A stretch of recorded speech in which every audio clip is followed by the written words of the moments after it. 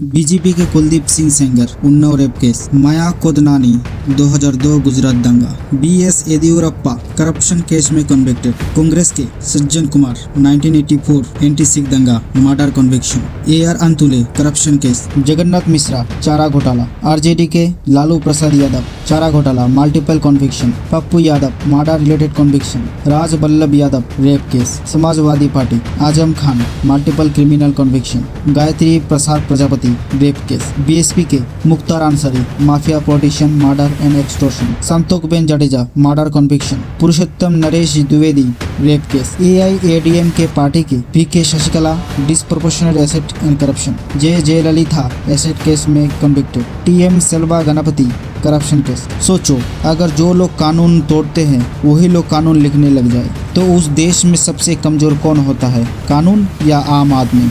ये वीडियो सिर्फ क्रिमिनल्स के बारे में नहीं है, ये वीडियो उस सिस्टम के बारे में है जहाँ क्रिमिनल्स पार्लियामेंट तक पहुँच जाए और हम सिर्फ देखते रह जाते हैं। आज के वीडियो में हम सिर्फ इमोशन से नहीं बल्कि डाटा, लॉस, कोर्ट जजमेंट और इथिक्स के थ्रू समझेंगे क्रिमिनल्स कैसे देश के संसद तक पहुंच जाते हैं और सिस्टम उन्हें रोक क्यों नहीं पाता। इसका नुकसान सिर्फ डेमोक्रेसी को नहीं, हम सबको कैसे होता है। क्रिमिनलाइजेशन ऑफ पॉलिटिक्स क्या है? सिंपल लैंग्वेज में समझिए, जब क्रिमिनल बैकग्राउंड वाले लोग पॉलिटिक्स में आते हैं, इलेक्शन भी जीत जाते हैं और लॉ बनाने लग जाए तो उस प्रोसेस को कहते हैं क्रिमिनलाइजेशन ऑफ पॉलिटिक्स। यानी जो लोग लॉ तोड़ने के आरोपी हैं वही लोग लॉ लिखने लग जाते हैं। और सबसे डेंजरस बात ये है, ये सब एक्सेप्शन नहीं, नॉर्मलाइज हो चुका है। ये सिर्फ एक ओपिनियन नहीं है, इसके पीछे का डाटा आपको चौंका देगा। एडीआर यानी कि association for democratic reforms, ADR reports के मुताबिक 2009 में 30% एमपीज पर क्रिमिनल केसेस थे और 2014 में 34%,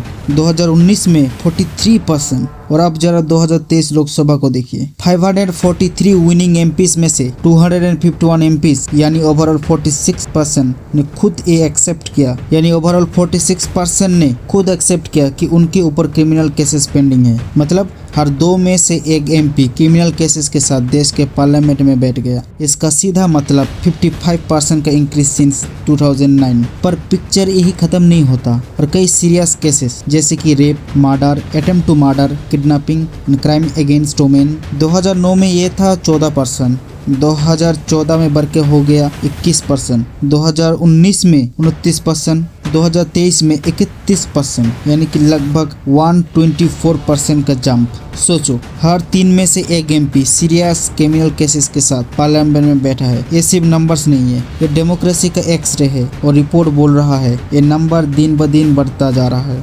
क्रिमिनल्स पॉलिटिक्स तक कैसे पहुंचते हैं? Politician criminal nexus. इंडिया में क्राइम और पॉलिटिक्स का रिश्ता कोई कोइंसिडेंस नहीं है, म्यूचुअल बेनिफिट का एक मॉडल है। क्रिमिनल्स के पास पॉलिटिशियन के लिए money and muscle power, politician के पास क्रिमिनल्स के लिए लेजिटिमेसी एंड प्रोटेक्शन। इसीलिए इलेक्शन में पैसा चलता है, डर चलता है, धमकी चलता है और जो कैंडिडेट सच में क्लीन हो वो अक्सर रेस से बाहर हो जाता है। वीक लॉ और जुडिशियल डिले। इंडिया में 3 करोड़ से ज्यादा केसेस कोर्ट्स में पेंडिंग है। अब सोचिए, अगर एक आम आदमी का केस 10 से 15 साल चल सकता है तो पावरफुल नेता का केस कितना लंबा चले। रियल एग्जांपल से देखिए, लालू प्रसाद यादव चारा घोटाला 1990s का केस था, कन्विक्शन आया ऑलमोस्ट 25 साल बाद और इस बीच सीएम बने, रेलवे मिनिस्टर बने, इलेक्शन लड़े। इसीलिए कहा जाता है जितना ज्यादा डिले इतना ज्यादा प्रोटेक्शन। और ये डिले एक्सीडेंटल नहीं है, यह एक कंफर्टेबल ट्रूथ है। इंडिया का जुडिशियल सिस्टम सिर्फ स्लो नहीं है, सिलेक्टिवली स्लो है। आज एमपीज एमएलएस के 5000 से अधिक क्रिमिनल केसेस कोर्ट्स में पेंडिंग है। कई केसेस 10 से 15 साल से सिर्फ तारीख पर चल रहा है। एनसीआरबी के डाटा के अकॉर्डिंग एमपी एमएलएस के केसेस में कन्विक्शन रेट सिर्फ 6%। मतलब 100 में से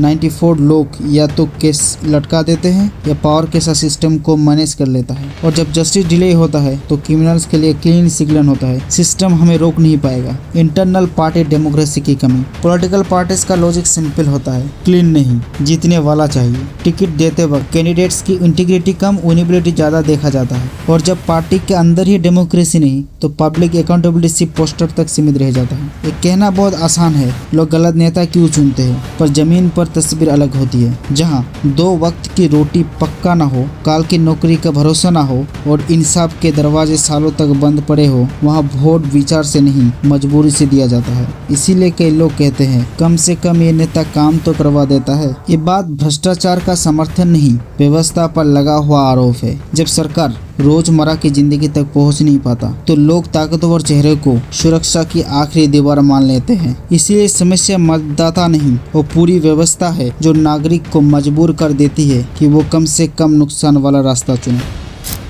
सुप्रीम कोर्ट के महत्वपूर्ण फैसले। एडीआर मामला 2002। सुप्रीम कोर्ट ने कहा कि हर उम्मीदवार को अपनी क्रिमिनल और फाइनेंशियल जानकारी जनता के सामने रखनी होगी। पीयूसीएल मामला 2004। कोर्ट ने स्पष्ट किया कि मतदाता या उम्मीदवार के बारे में जानना एक मूल अधिकार है। लिली थॉमस मामला 2013। कोर्ट ने फैसला दिया कि दोष सिद्ध होते ही संसद या विधायक तुरंत अयोग्य हो जाएगा। मनोज नरूला मामला 2014। कोर्ट ने कहा कि सिर्फ कानून नहीं, राजनीतिक दलों की भी नैतिक जिम्मेदारी होती है। पब्लिक इंटरेस्ट फाउंडेशन मामला 2018। कोर्ट ने आदेश दिया कि राजनीतिक दलों को अपने उम्मीदवारों के आपराधिक रिकॉर्ड को खुलकर जनता के सामने रखना होगा। पर सच ये है, कोर्ट लॉ बना सकती है, कैरेक्टर नहीं। क्रिमिनलाइजेशन ऑफ पॉलिटिक्स सिर्फ एक पॉलिटिकल इशू नहीं है, ये इथिक्स का क्राइसिस है, जस्टिस का फेलियर है और डेमोक्रेसी का स्लो पॉइजन है। जब 46% एमपीज क्रिमिनल केसेस के साथ जीत रहे हो और 31 एमपी सीरियस चार्जेस के साथ पार्लियामेंट में बैठा हो तो सवाल सिस्टम से ज्यादा हमसे पूछा जाना चाहिए। सवाल ये नहीं है सिस्टम खराब क्यों है, सवाल ये है क्या हम इसे नॉर्मल मान चुके हैं। अगर हाँ तो प्रॉब्लम सिर्फ नेता नहीं, हम सब में है।